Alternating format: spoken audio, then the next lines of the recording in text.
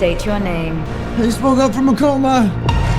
I'm several light years from my apartment. I'm not an astronaut. Hail Mary. I get it. Who on earth is going to sign up for this? Everything on this planet will go extinct. You'll find a solution. I understand the stakes. He wakes up with no memory, no name, and 2 dead bodies floating beside him. He's millions of miles from Earth. He doesn't know why he's here, who he is, or what happened to the rest of his crew. And the truth, when it finally comes back to him, is so much worse than forgetting. Project Hail Mary looks, on the surface, like a straightforward space survival story. One man, one spacecraft, one impossible mission to save humanity. But buried inside that premise is a twist that quietly reframes everything you thought you understood about its hero, and by the time it lands, it doesn't just surprise you, it breaks you. Let's set the stage. Dr. Ryland Grace wakes up in a medically induced coma recovery, alone on a spacecraft, with no memory of how he got there. 2 other crew members are dead beside him. He doesn't know his own name at first. He doesn't know the mission. All he has are fragments, half-formed instincts, muscle memory, and a growing dread that something is deeply wrong.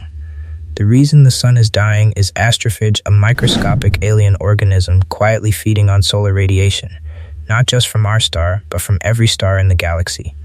In under 30 years, Earth's temperature is projected to plunge, triggering a new ice age, global famine, and total civilizational collapse. Except one star, Tau Ceti, is completely unaffected. And that anomaly is the last hope humanity has. So a desperate international task force, led by the ruthless and brilliant Ava Stratt, assembles Project Hail Mary, a one-way mission to Tau Ceti to find out why it's immune, using a ship powered by the very organism trying to kill everyone back home. Thanks to time dilation, the mission takes under 4 years for the crew, but a staggering 13 years pass back on Earth.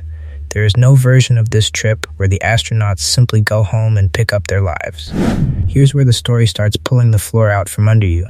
As Grace's memories slowly return through fragmented flashbacks, we learn who he really was before all this.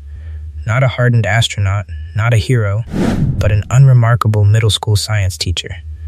A man who once wrote a scientific paper so unconventional, it got him laughed out of academia entirely. A man with no family, no close friends, nothing tying him to Earth, which, ironically, is exactly why Ava wanted him. But here's the gut punch buried inside the memory. Grace never volunteered for this mission. When he was approached, he said no. He was terrified, unwilling, a coward by his own admission. And Ava, faced with a ticking clock and no time to train anyone else, had him captured and forcibly placed into an induced coma against his will. He didn't choose to save humanity. Humanity was strapped to his back whether he liked it or not, and his own memory of that betrayal was the very thing his mind buried first. That's the twist that recontextualizes everything happening in the present timeline. Every fearful, hesitant choice Grace makes early in the mission isn't the writing of a weak character, it's the psychology of a man who was kidnapped into becoming humanity's last hope, slowly discovering that fact about himself in real time, alongside the audience. And then, just when the story could have simply been about survival, it becomes about connection. Alone at Tau Ceti, Grace discovers he isn't the only one who made this journey. An alien spacecraft is here too, carrying a lone survivor, a rock-like, blind, sonar-communicating being he names Rocky, after the boxer, because of his rugged shape, and because Grace, without meaning to, needed a friend badly enough to name him after one. Rocky's own backstory carries its own quiet devastation. His species, the Iridians, sent an entire crew on their own version of this mission. All of them died from radiation exposure on the way there except Rocky, who survived purely by coincidence, having spent most of his time near the ship's astrophage-fueled engine, which accidentally shielded him from the very rays that killed everyone else he came with. He is, in every sense, as alone in the universe as Grace is. What follows is the emotional core the entire film has been building toward 2 impossibly different beings. From planets that never should have made contact, teaching each other how to talk, how to trust, and eventually, how to be selfless.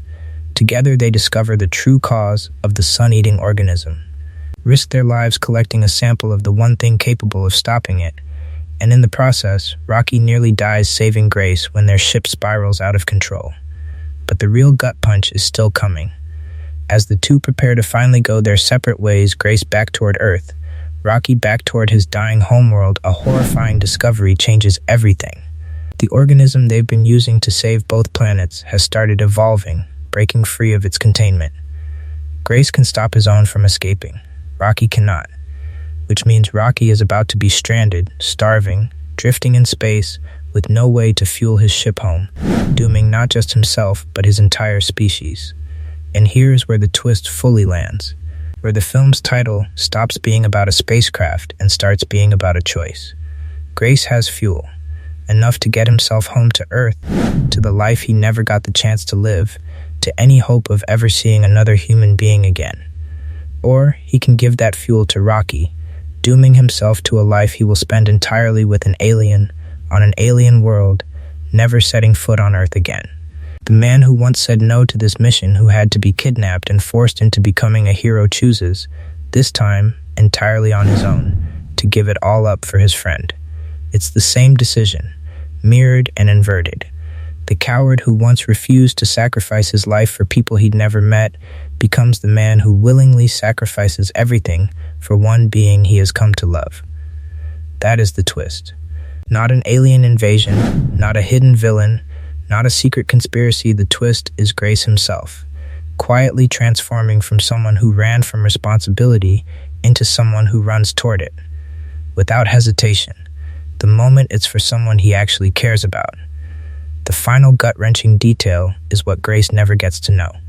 He sends the cure back to Earth with Rocky's help, saving humanity from the shadows, watching Eva and the rest of the world recover from a distance he will never close.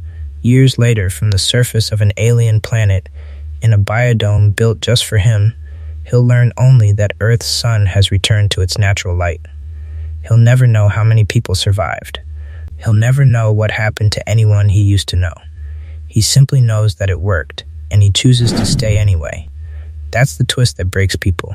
Not because it's shocking in the traditional sense, but because it's quietly, devastatingly human. Given the chance to go home to nothing, or stay in the stars with someone, Grace chooses connection over comfort and never looks back.